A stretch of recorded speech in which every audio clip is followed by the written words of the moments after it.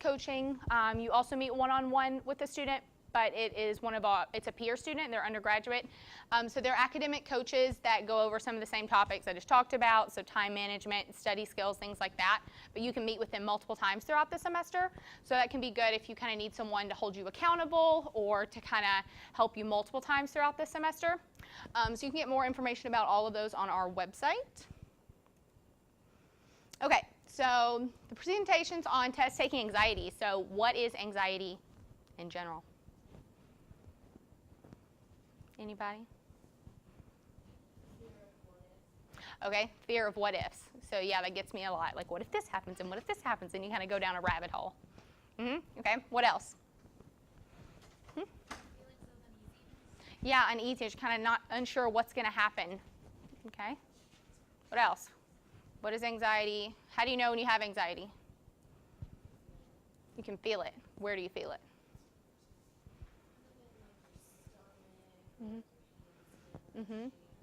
Right.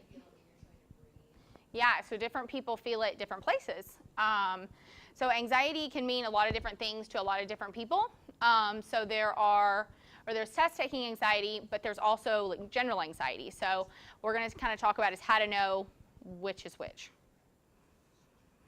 Okay, so how do you know when you're anxious? So she said a couple things. So hand shaking, you might feel it in your stomach. What else?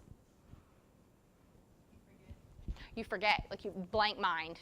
Yeah, something you just studied and you don't know what happened. I see you shaking your head. Yeah, happens a lot, right? So this is, how many of you experience test-taking anxiety? Okay, a few of you. So I know a lot of you are like required to attend workshops, like I'm aware of it. But you will actually learn a lot of things that could be helpful to you. So how do you know when you're anxious? So hold your breath or quick breathing. So it could be one or the other. Some people pant, some people hold their breath. So I hold my breath. I don't even realize it sometimes. And I realized I was like, wow, I'm not even breathing. Hyperarousal or awareness. So you might be kind of paranoid. You're kind of aware of all your surroundings. You can't focus on one thing. I think the little cogwheels in their head, I think that's really a good picture of what anxiety feels like. Muscles tense. So you might feel it in your shoulders. Some people tense their shoulders. You might have to stretch it out sometimes. Some people feel it in their legs, in their stomach. Racing thoughts. So that's what a lot of people think of when they think of anxiety. You have so much going on through your head that you can't focus on one thing. Like the thoughts are just coming one right after the other. Kind of what you talked about, the what ifs. Rapid heart rate. So your heart rate might speed up, which causes you to get hot. Pretty sure that's not it. Nausea. Some people get sick to their stomach. Your hands may get cold or they may get sweaty. Some people even shake. So there are all kinds of different physical responses to anxiety. Okay, so everyday anxiety versus like normal anxiety versus having an actual anxiety disorder. So does anyone know kind of like the differences? How would you tell?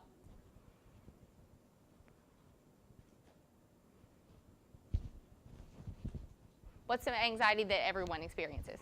Well, what were you going to say before that? I was just thinking, like, the point when anxiety starts to become a disorder is when it happens almost constantly, especially with like situations that aren't typically anxiety-inducing. Okay, so it's kind of constant, like everything you do like makes you feel anxious. Okay.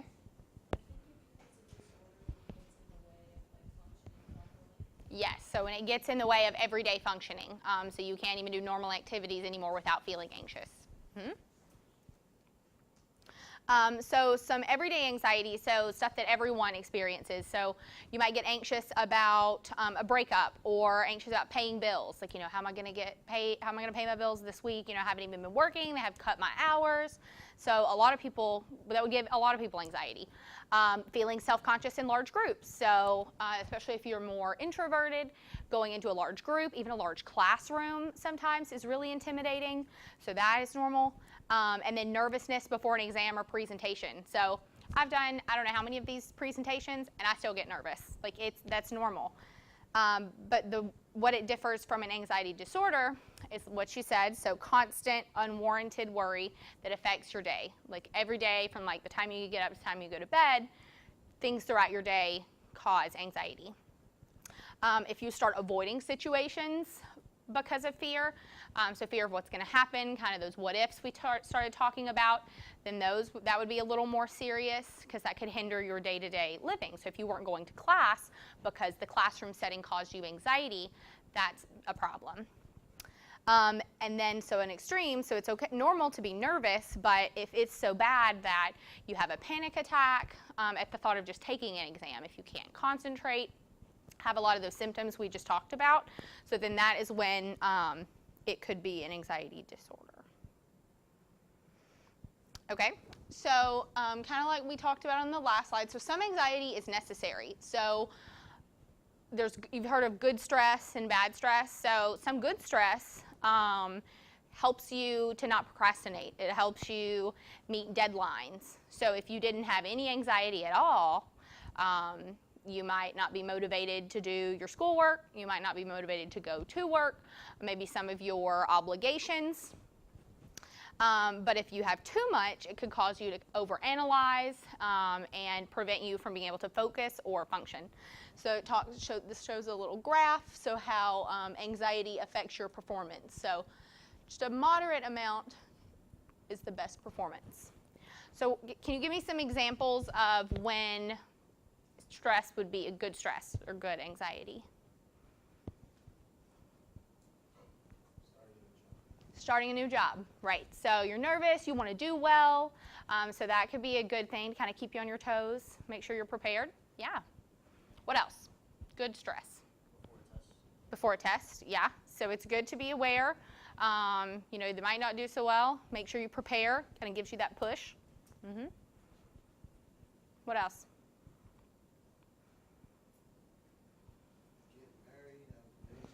Okay, right. So all these like normal, like big life-changing events. Yeah. So all of that is normal. Okay. So if you think you might have anxiety, now what? So the first one is don't be embarrassed, because it's common. So there's a big stigma on mental health in our society, and so anxiety is one of the most common mental disorders, and it goes undiagnosed a lot because people don't realize that they have it. Some people don't even know what the term like anxiety means. It really is kind of like a fear and like worry that affects your daily life. And it gives you some examples of like what you can do. So you can go to counseling. So there's individual or group counseling. So CAPS here on campus, Counseling and Psychological Services, is free to all UCF students. They have individual services, they have group services, they even have other forms, like they have like online services and life coaching. They have a therapy dog now. So there are a lot of different things there. So going to counseling can teach you coping skills. So some examples are deep breathing. Others are progressive muscle relaxation, guided imagery, meditation, mindfulness. Have any of you ever done any of those coping skills before? Which ones do you think are the most helpful? What? Meditation. Yeah, that can be really helpful. Kind of clear your mind, getting you focused on your priorities. What else? Which one? Breathing. Yeah, it can really help to slow down those racing thoughts. I forget to do that sometimes, even when like my heart's racing. If you take a few deep breaths, so it really does start to slow down your body's natural response. Some people need medication, so you might have a chemical imbalance in your brain, and that's why you have the anxiety. Counseling is great, but it's not always going to fix it. You might need a combination of both. So medication to fix the chemical imbalance, but then also to learn some of those coping skills. But also planning and preparation helps to prevent anxiety. Because like we'll talk about in a second, planning and preparation, if you know you're prepared, then you might not be as anxious about it. So how does test-taking anxiety differ from normal anxiety?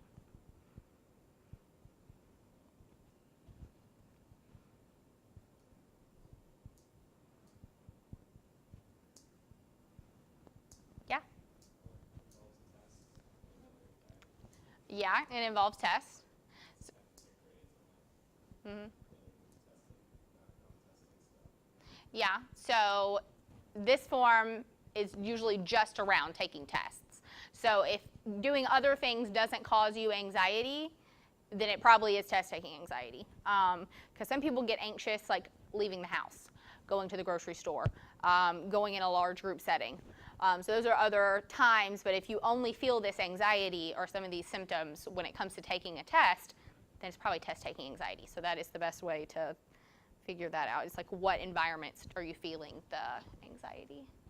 So I like the statement that there's a difference in thinking you know the material and knowing you know the material. So a lot of times you'll feel anxious if you don't understand the material. So especially in the big lecture halls, it can be intimidating to ask questions. There are 300 students. You don't want to be the only one that doesn't understand. But you usually are not the only one that doesn't understand. There's probably at least 10 people in the room that they don't want to raise their hand and ask either. So then no one gets the question asked. Lack of preparation, so procrastination, big factor there, or ineffective study skills. So maybe you're studying a lot. I've done learning skills consultations before with students that tell me they study 20 hours a week, but they're still failing their classes or still getting, C's and D's. So you may be studying a lot, but you might not be studying most effectively. So that can go into test-taking anxiety as well. Not being able to concentrate. So that is a big factor. So maybe you're trying to study, but you have all these distractions, or you're not in a good environment. And then the pressure of the grade percentage. So sometimes people get so caught up in like, wow, this exam's like 30% of my grade, and they start thinking about those what ifs and kind of catastrophizing and things like that, that it gets the best of them. And it's hard for them to focus. They're like, well, I'm just going to fail anyway, so why study at all? So those are some of the issues. Okay, so some quotes. So as knowledge and understanding increase, your test anxiety should decrease. If it doesn't, then you might need to look back at the other symptoms of anxiety, and it might be more than just test anxiety. Also, one important key to success is self-confidence. Another important key to self-confidence is preparation. So when you know that you've prepared, you're usually more confident going into the exam. If you know that you only spent, an hour studying, like refreshing the night before, that's usually why you have the anxiety going in, because you know you didn't adequately prepare. So it starts to get to you. So combating anxiety. So I like this picture too, because the racing thoughts can feel like that sometimes. It's kind of going in all these different directions. You have so many thoughts and themes going on that it's hard to focus. So what can you do? So combating test anxiety requires motivation. So you have to want to change to be able to change. Also, time management. Good study habits. So we talked about some might not be as effective as others, so improving those. But also self-discipline. College requires a lot of self-discipline. It's usually your parents or your friends aren't there telling you, you need to do your homework, you need to study for an exam. You have to start holding yourself accountable. So that is a big part of the preparation as well. So motivation is really difficult to teach because different things motivate different people. So the best way to get something done is just to start. Getting started is the hardest part. So if you're sitting on the couch, laying in bed, watching TV, but you know that you need to get up and do something, what motivates you to get up? Like, how do you get yourself up to do it? Like your individual answers. Coffee, okay. How do you get yourself up to get the coffee? Like, what do you tell yourself? Think about it, we've all been there. Yeah? Okay, okay. So you kind of tell yourself, if I do it now, then I can get back to bed. Okay, yeah? The hard part is getting it done, but once it's done, you've already done it. Okay, right. So once you get it done, you don't have to worry about it anymore. Okay? What else? Reward system. Reward system, okay. So what is your reward? Usually I will schedule out, if I work for 30 minutes, then I can have 30 minutes to do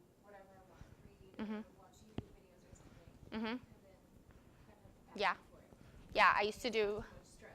yes. All at once. I used to do a reward system for myself when I first started graduate school where if I read like a certain amount of pages in the chapter or read a chapter, then I got to watch an episode. But then I would have to have the self-discipline to go back and start reading instead of like continuing to watch. So it gets tricky. You've got to find the reward system that is effective. What were you going to say? Okay, so you tell yourself, stop being lazy, like just get up, okay? I was going to say making a checklist. Mm-hmm. Okay, helps you feel accomplished. Yeah, I like lists too, like so you can see what all has to be done. It makes it seem more manageable. I agree. I asked in one of the first slides we talked about ACE coaching, so I oversee the ACE coaches, and I asked all of them in one meeting what motivated them because they were struggling in motivating their students, and we got a variety of responses. One student said that they really wanted to go to college so that they could help out their mom. So that's what they told themselves when they weren't feeling motivated. They were like, I came to college so that I could get a good job and help out my family, and that's what motivates me. Other people said, I really want to be a lawyer, and I want to be a good one. So I want to, absorb all this information. If I can't do this in school, how am I going to do it in the real world? So kind of using their future goals to motivate them really helps. But like I said, different things motivate different people. So you've got to ask yourself, why am I here? Like, why am I doing this? Like, why do I need this gen ed? Or why do I need this degree? And figuring out the answer to those questions can help motivate you. So some self-defeating behaviors in college. So these are really common. So sometimes we self-sabotage. Like you put yourself, or you're the one that's causing the problems. So talks about not having a fixed schedule for studying each day can be a hindrance. So a lot of times I'll see students, they have a open schedule. Maybe you're not even working, like you're just going to school. Like, yeah, I'll study whenever. But if it's too flexible, then it starts, I'll do it tomorrow. And I'll do it tomorrow, and then it keeps getting pushed. So not always reading your textbook, that's a self-defeating behavior. Even if the professor doesn't tell you you have to read the book, you probably should, because usually information from exams comes off the textbook. Procrastinating on assignments. So all of these things are within your control. So if you're not doing these things or you are doing these things, you're kind of becoming your own worst enemy. So I really like this picture because life is overwhelming. We all have so many things going on, from like work to class to eating, family stuff, friends, love life, extracurriculars, volunteering. So it talks about you try to do everything until stress takes over, so you end up sleeping and doing none of it. That's common.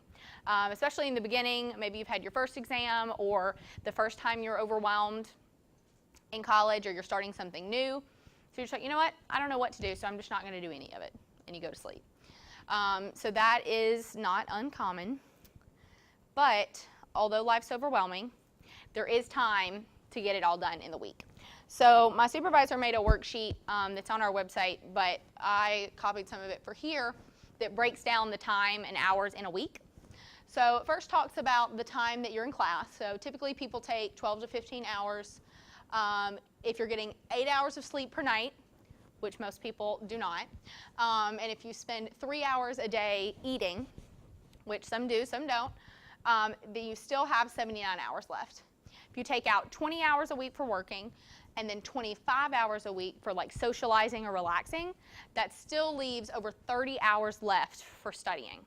So a lot of times students will say, like, I don't have time to study.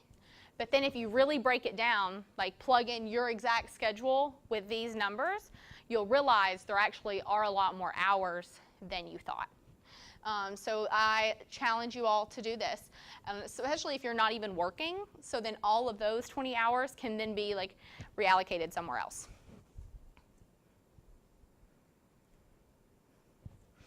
So some basic time management principles. So assessing the current use of your time. So figuring out, okay, what am I doing with my day? So if you plugged in the numbers, or plugged in like the formula I just showed you, you can assess your time that way.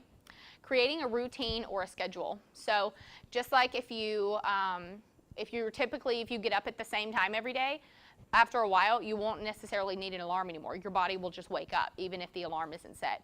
So your body kind of gets in a routine of doing things. So if you have a set time every day or like every other day that you do your homework, that can be helpful because it gets your mind prepared for that.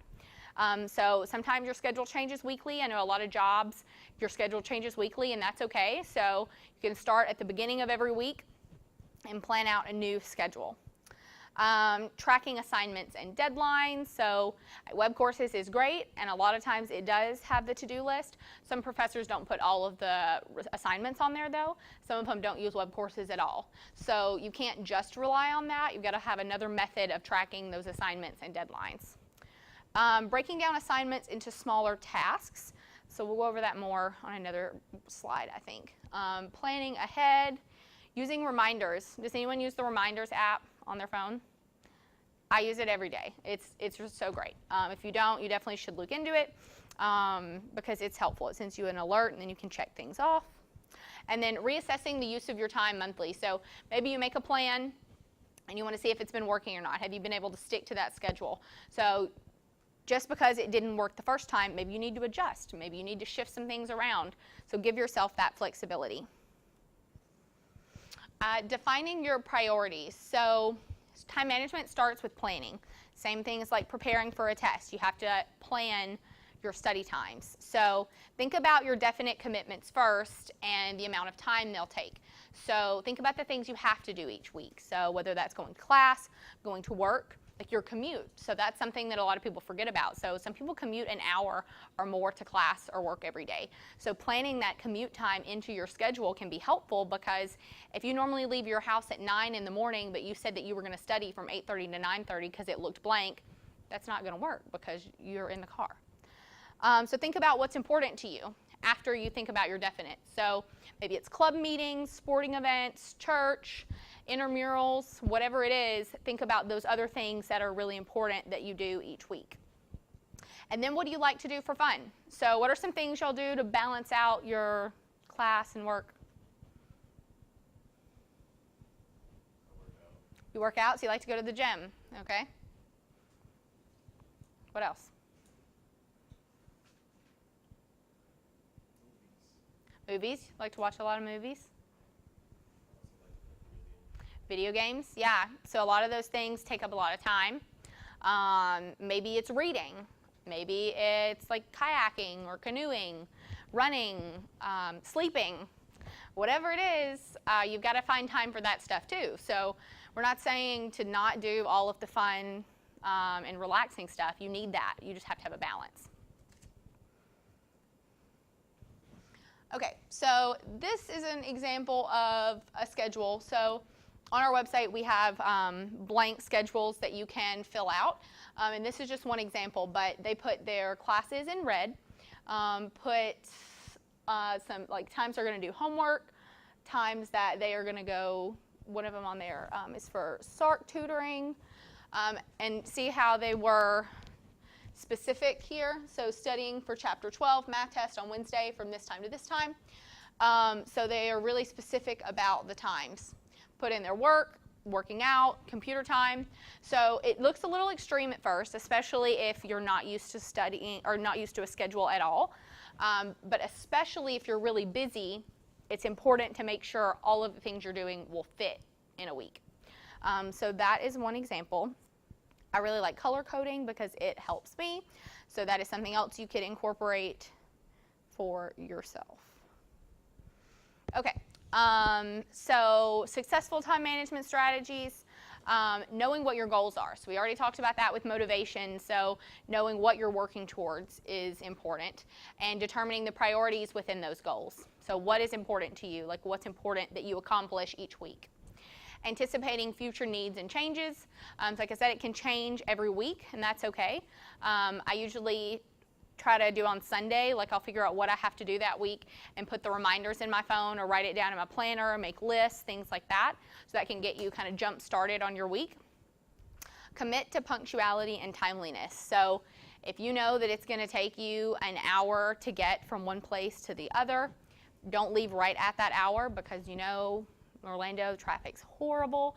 You never know what's going to happen, so leave early, give yourself more time, and carrying out the plan you make. So we talked about getting started, and then realizing that you are in control. So when you're, playing the video games or watching TV and you really just want to continue, just remember, no one else is going to do it for you. You have to be the one that gets up and gets started. Okay. So the next important part to preparation is the actual studying. So a lot of students think that studying just happens before the exam, but that's not true. Studying happens from like the day you start going to class, because studying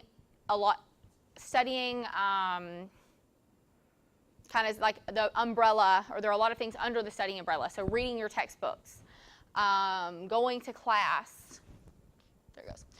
Reading your textbooks, going to class, taking notes, whether it be from your textbook or from class, rereading your notes. Has anyone ever done any mnemonics? Do you know what mnemonics are?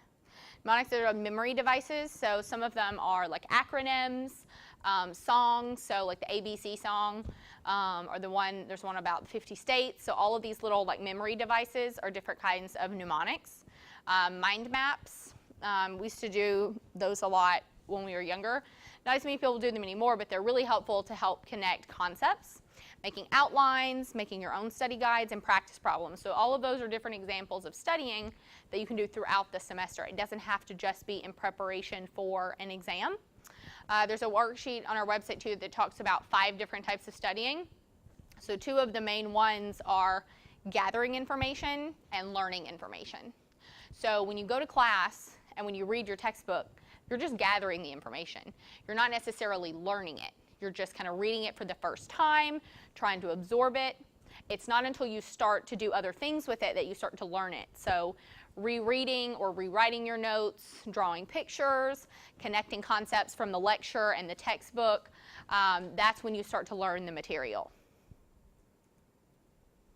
Okay, so other ways studying for understanding, going to class is most important. People think, oh, well, there's not an attendance policy, so I don't have to go. Well, just because they don't require you to go doesn't mean that you don't need to go, especially for the exams. A lot of professors do pop quizzes, the clickers, need to be there for those. Also, asking questions in class. If maybe you read your textbook before you went to class and you didn't understand one of the sections, and then your professor just skipped over that section. If you don't ask them, how are you going to know what's going on? A lot of people don't ask. They're like, oh, that's a really hard concept. Like, I just don't need to know it. And then they get to the exam and realize, there's a 20-point question about that concept. So find out what the hard material is. Taking notes in class. So that's really important, whether it's on your laptop or pencil and paper, whatever it is, making sure you're taking notes on what the professor is saying. A lot of times they'll give you the PowerPoints in advance. So if they do, recommend printing those off, taking them with you to class. So that way you already have what's on the PowerPoint and you don't have to write down every single thing that's on there. You can just pay attention to what the professor is saying. Reading your textbooks. How many of you read your textbooks? Very few. That's what I thought. So a lot of people underestimate the textbook, and I know they're lengthy. I don't like reading my textbooks either, and I'm in graduate school. But it's necessary because there's a lot more information in the chapter than they have time to cover in class.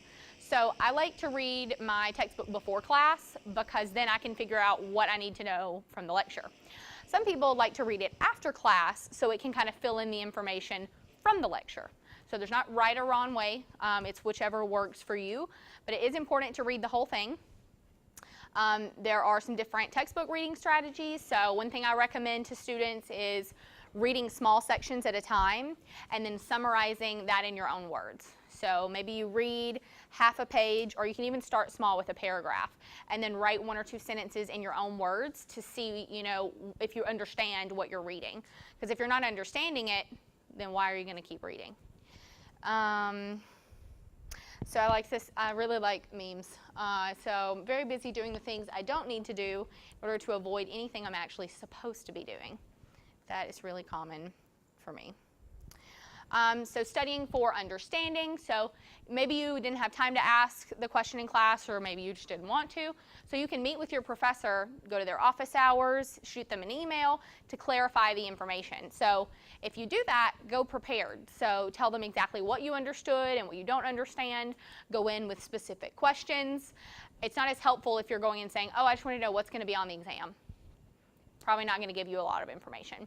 But if you go in with a specific question from a concept that you didn't understand, they're going to be a lot more likely to help you out. Making a study plan, so kind of based off the time management schedule we talked about.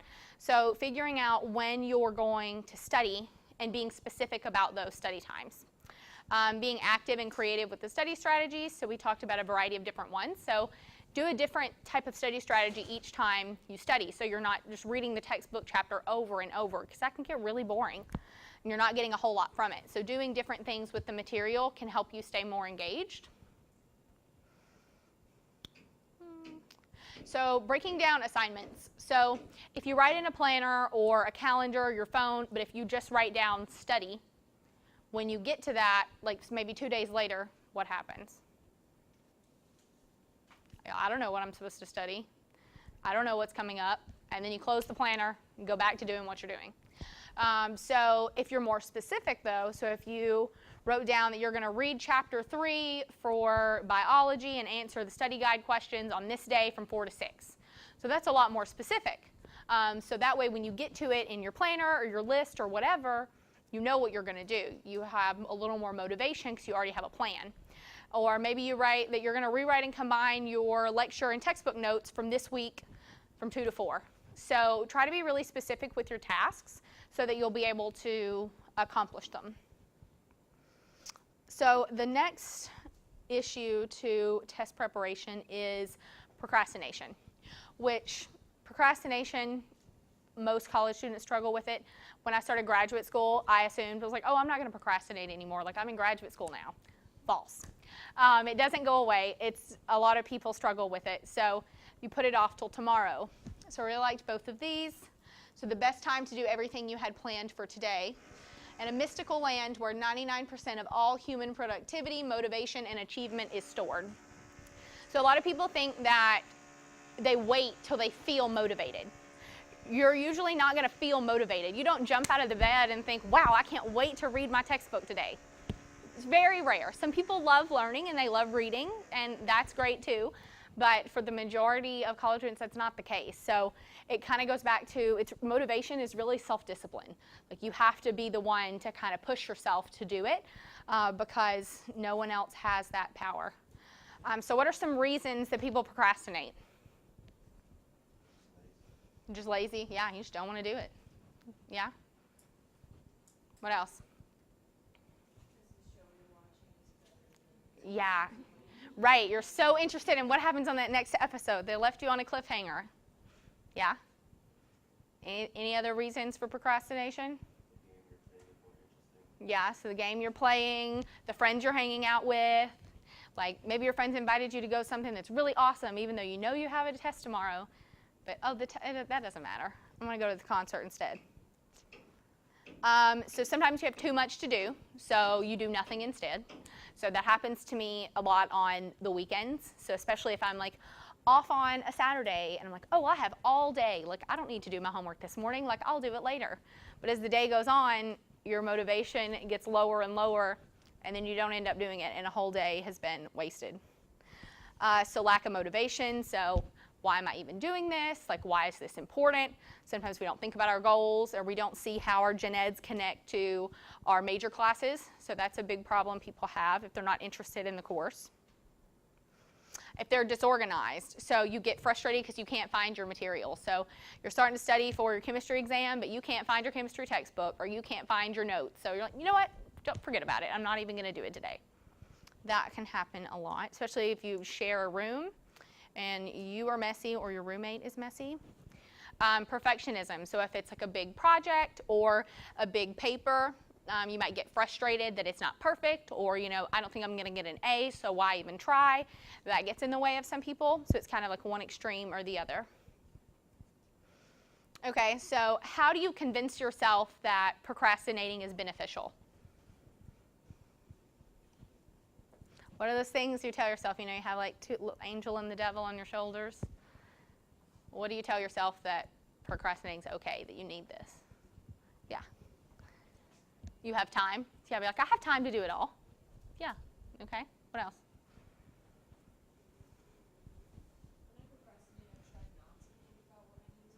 Okay. So avoidance. Yeah. If I just watch more TV, then that paper will go away. Yeah. So one thing I tell myself a lot, it's for my wellness. So I'm in the counseling field, and they preach a lot about like self-care and wellness. So I'm like, I need this break. Like I need to, I think it goes to the next one. Like I work hard, I deserve a break. The work is easy, it can wait. Like, oh, that's an easy assignment. I don't need to do that right now. Like I'll do it tomorrow. And then something you thought would take 30 minutes takes 2 hours. In the common, yeah. It's too hard to concentrate right now. So maybe you came to the union to study, and all you hear is this construction, okay? So you think, you know what? I can't even concentrate. Like, I'm just going to give up. It's not even worth it today. So you start to think about, okay, is it really beneficial? Like, do I really need to study? So this one says, I just prefer doing all my work in a deadline-induced panic. That I definitely used to tell myself that a lot, that I worked better under pressure, that if I do it at the last minute, like the pressure is heightened, so I'll do a better job. So this one, procrastination is like a credit card. It's a lot of fun until you get the bill. So you thought it was great, you really wanted to watch that show, then you get your exam back and you get a D, and you're like, wow, this counts, you know, for 20% or 30% of my grade. I probably should have studied more. So another factor we talked about for preparation was concentration. So sometimes it's hard to direct your thinking into like one thing or the other. Especially we talked about those racing thoughts, the what if. It can be hard to focus on one thing. So it talks about some different causes of poor concentration. So there are external factors and internal. So external could be loud noises, TV, Facebook, any type of social media. The people around you, so your roommates, your parents, your people in the room with you. Comfy furniture, so this bed is so comfortable, like I don't want to get up. It's an environmental distraction. Snacks, so a student told me before that they studied in the kitchen, but when they did that, all they could think about was the food because they were surrounded by food, so not a great idea for them to study in the kitchen. Also noise, so some people like to listen to music and it helps them concentrate, but other people, like me, get distracted. So I'll start singing the song, or I'll start to think about like what that song like made me think about, not focus. I've read a whole page and I have no idea what's going on. So I have to study in silence. Same for conversation. So if you try to study in a group setting, you're both focusing and then you start talking to each other and then there goes the study group. So internal causes, so drowsiness or hunger, maybe you're tired, you didn't get any sleep last night, but you're trying to study in the morning time, so that can be really difficult. Boredom, so if you're not interested in the subject, you're going to be less likely to pay attention to it. So anxiety about the studies, so thinking about those what ifs, thinking about the deadlines, especially if you're doing it last minute. Keep looking at your watch to see how much time you have. Daydreaming, so that happens a lot, so you get caught up in your head or thinking about something else. Also personal worries, so maybe you have a lot of stuff going on in your personal life and it's really difficult for you to focus on your schoolwork because that doesn't matter as much to you right now. That's really common. So this gives some examples of common distractions for college students. I know my phone is very distracting. I usually don't even have a notification, but I just like to touch the home button to light it up. So that happens a lot. So putting your phone away, closing all of your apps, getting away from food. Just gives you some tips for concentration. So intending to study for a set amount of time, so that set study plan we talked about. Having your materials ready, so whether it's your laptop, your textbook, your notes. Studying in a quiet place, but also the same place over time. So just like your body associates your bed with sleeping, that's why it's best not to study there. Try to get your brain to associate a certain place with studying, whether it's a desk in your room, somewhere on campus, Starbucks, like whatever.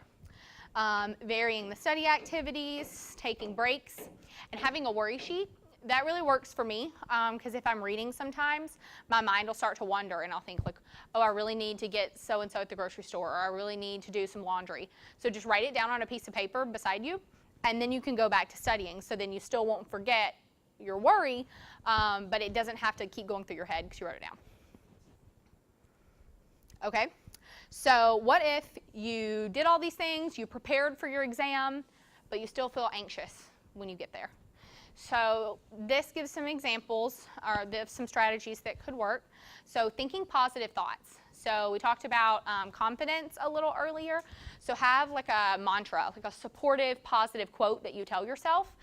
Some people put motivational quotes as the background in their phone, or maybe like a sticky note in your notebook. Maybe you write it on the cover of your notebook, whatever.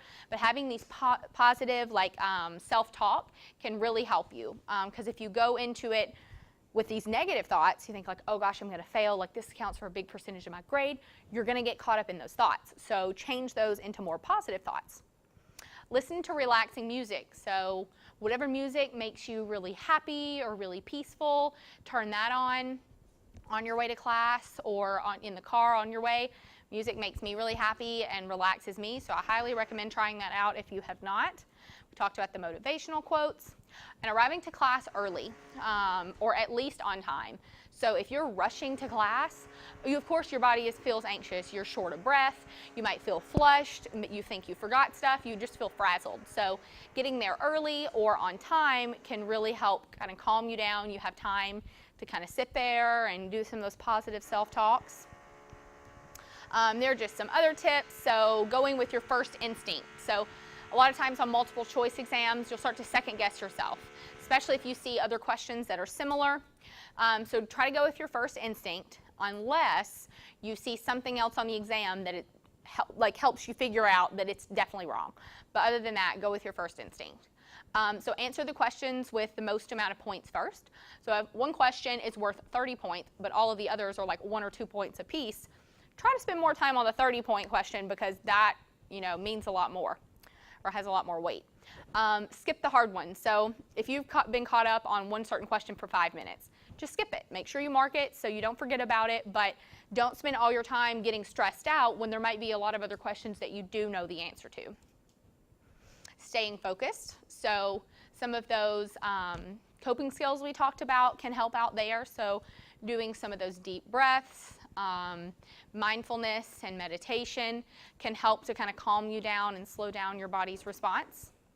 And taking your time. So I met with a student a week or two ago, and she was telling me that she feels like she has to be the first one done. Even though she knows she's not doing well, she still just wants to rush through. So that's not very helpful. It's not a race. So the first one that's finished does not mean that you have the best grade. So take your time, especially if you have a couple hours to take the exam. So take your time, go through these strategies, figure out the ones you know first, and then go back to the ones that are a little more difficult. So this slide has different resources on campus that can help support you. If you have not reached out to any of them, I highly recommend it because they're all here so that you can be a successful student. So at SARC, we already went over all of our different resources, but our website has a lot of handouts and worksheets too. It's called SARC Online, and there are worksheets on every topic you can think of: memory, motivation, goal setting, concentration. So you can check that out. Your professors, so they have all the information about the exams because they're the ones that are creating their exams. So if you want to know something or have specific questions, talk to them. Your advisor, so if you have questions about your classes or your major.